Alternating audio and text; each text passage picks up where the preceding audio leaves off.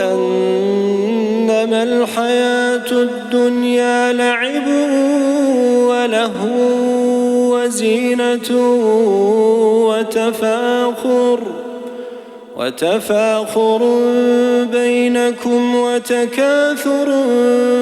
في الأموال والأولاد كمثل غيث أعجب الكفار نباته ثم يهيج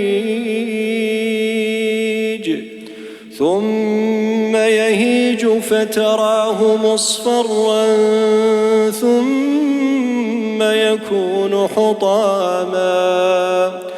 وفي الآخرة عذاب شديد ومغفرة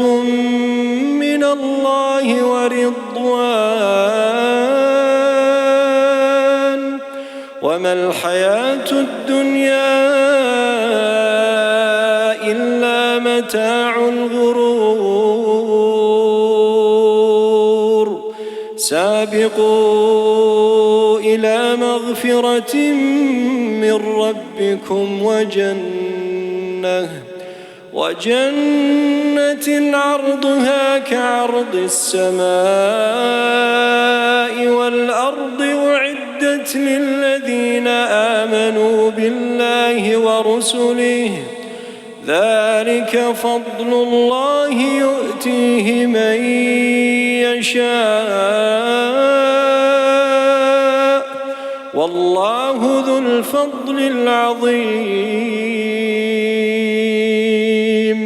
ما أصاب من مصيبة في الأرض ولا في أنفسكم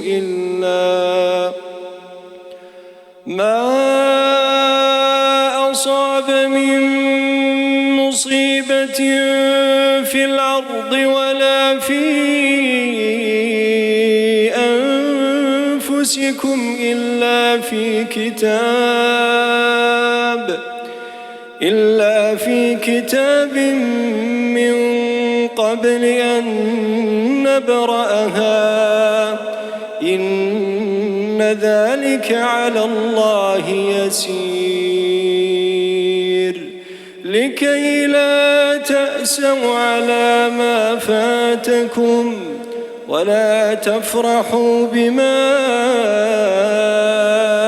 آتاكم والله لا يحب كل مختال فخور.